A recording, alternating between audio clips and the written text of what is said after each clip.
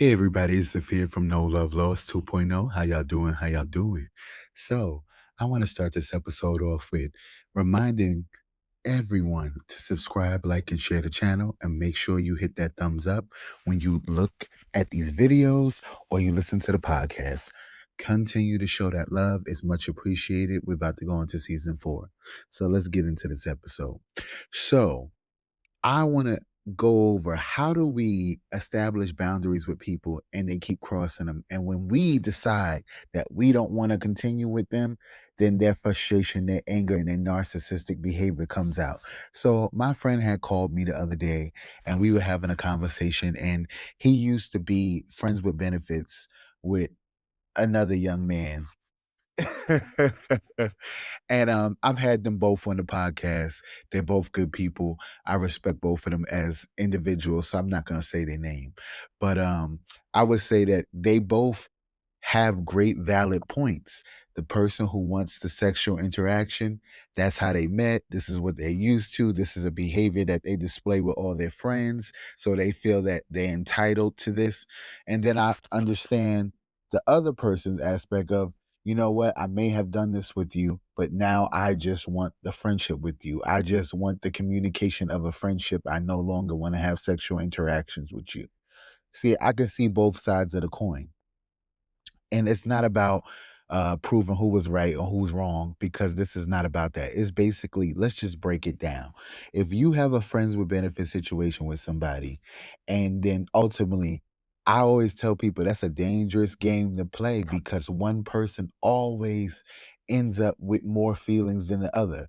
You know, I've been in that situation before, and I know that I'm never the one to really catch feelings at all. I just be like, listen, hey, we had a good time. It is what it is.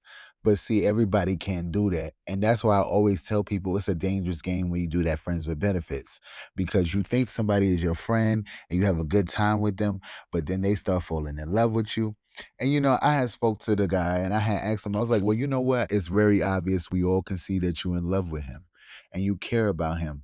But for the safety of your mental health, maybe you need to withdraw yourself back, because you have these strong feelings and this strong connection to him that is not completely his own fault. Because I see the other party, I seen that person engage in behavior that is not just of friends. Maybe it's not sexual, but they treat the person like a boyfriend or a partner. You know, they don't treat the person just like, oh, this is just a person that is my friend and, you know, that's it. No, I've seen the interactions in person. I've even heard the conversations when, like, we talk about the situation.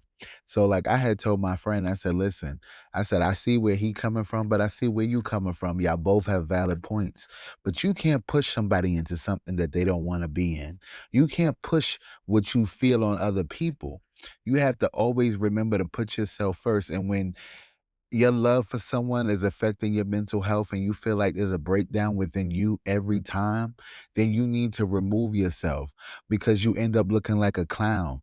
And I don't think that person is a clown, but I feel like if they were to continue on disrespecting themselves, because I always tell people the lack of respect for yourself, it says a lot about how you live your life.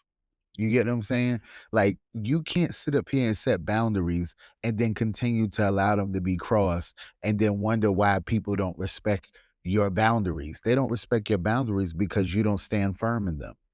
If you don't stand firm in something, you can't speak a big talk and a loud talk of how you set boundaries and you stand on it. And every time you regress, you keep going backwards. You keep playing with somebody's emotions. You know, that's why I said I see both sides of it, because I also see where the person was playing with the other person's emotions, not intentionally, but at the same time, you engaged in behavior that was inappropriate, where it made that person feel like they were comfortable enough to come to you and say, I still want this interaction with you. I still want this feeling with you.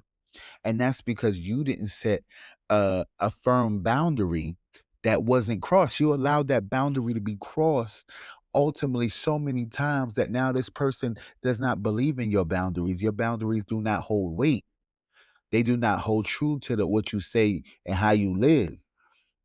And I tell people you have to be mindful of the things you say and the things you want, because you can't go out here in the world and tell the world this is what I want and this is what I need, and then do the opposite. That and granted, everybody is responsible for themselves. I always tell people you are responsible for your heart, you're responsible for your feelings, you are responsible for you.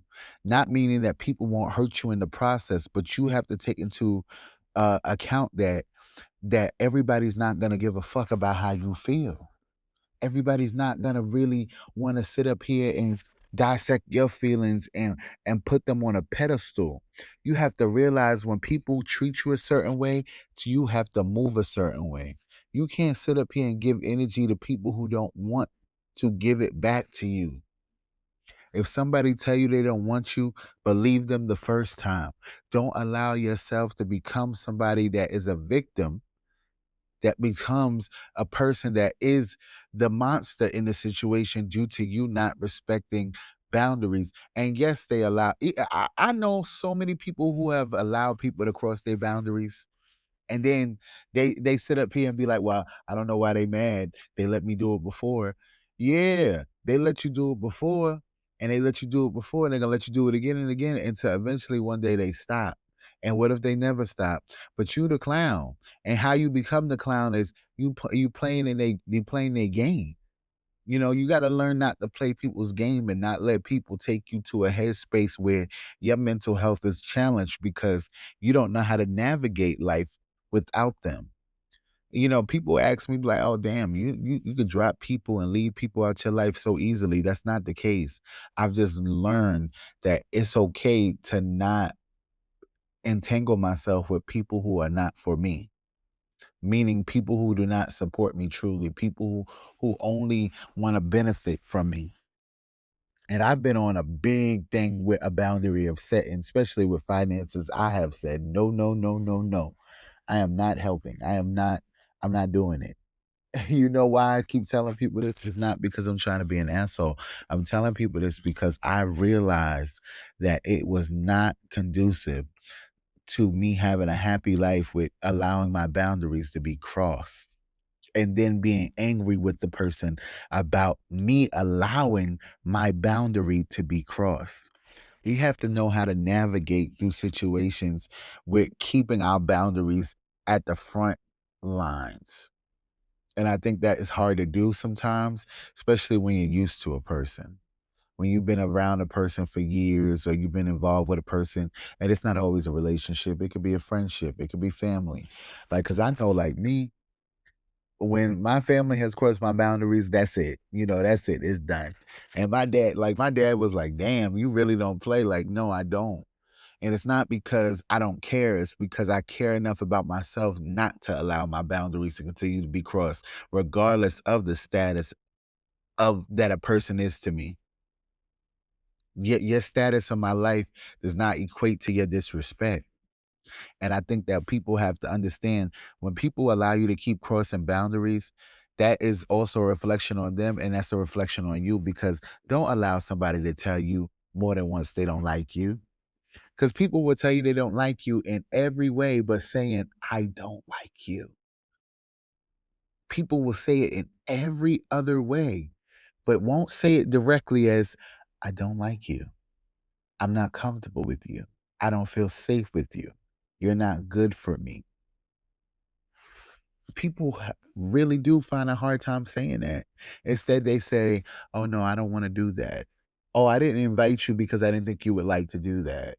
Oh, I didn't know that you even. Oh, why I didn't say good morning to you? Well, what does it matter? I hit you up when I feel like it. You have to stop expecting people to be who you are to them. That's how you get hurt.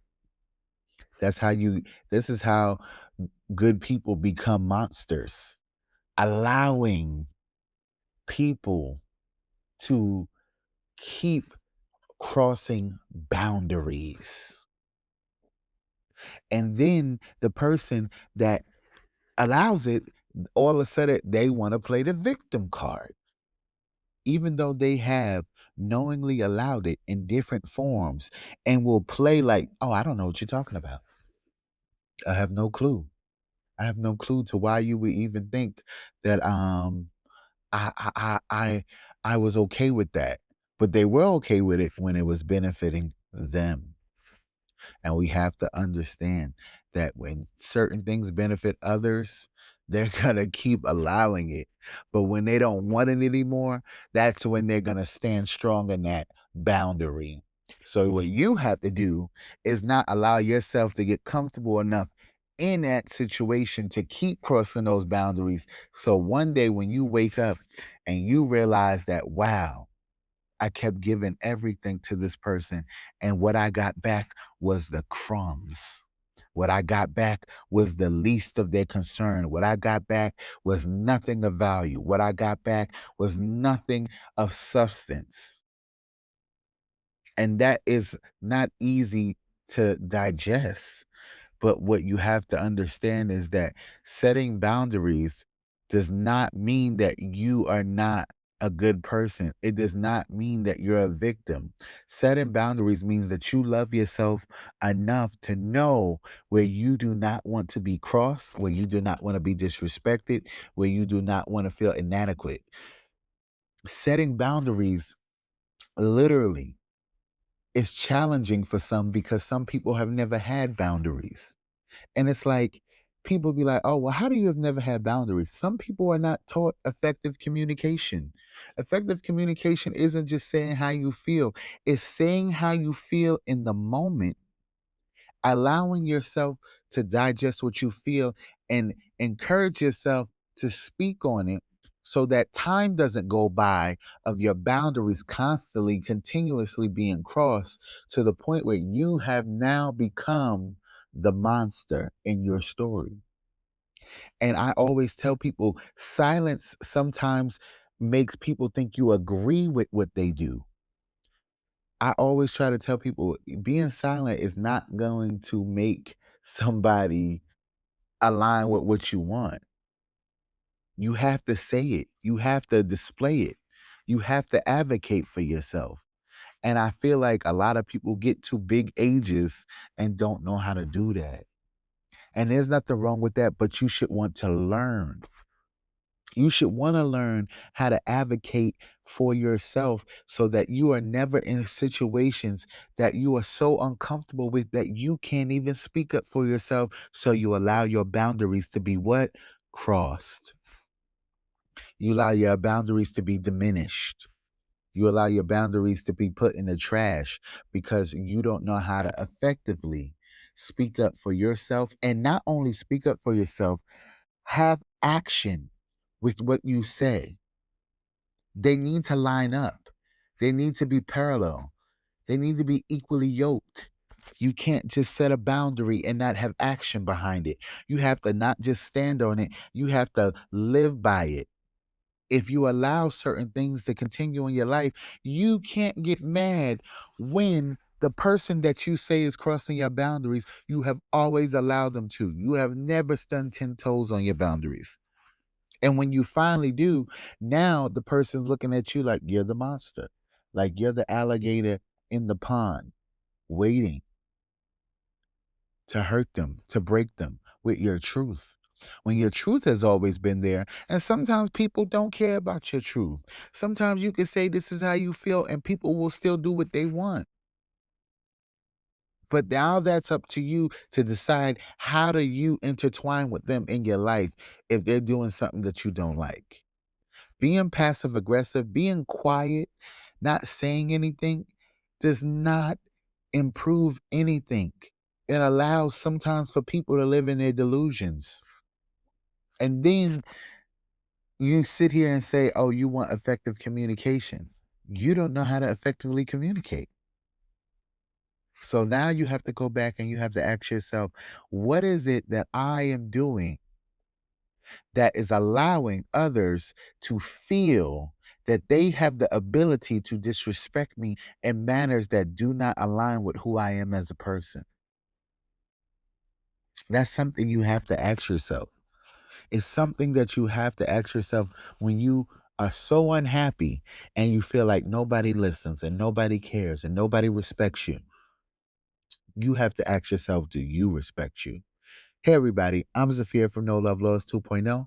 I couldn't go too deep into that story because, like I said, two of the people that story involves are people that I care about, people that definitely supporters of the podcast and show love to the podcast. And I hope you guys continue to show love to the podcast. Make sure you subscribe, like, and share. This podcast is available on all streaming platforms as well as YouTube, iHeartRadio, Apple, Spotify, Amazon Music, and wherever you can stream it.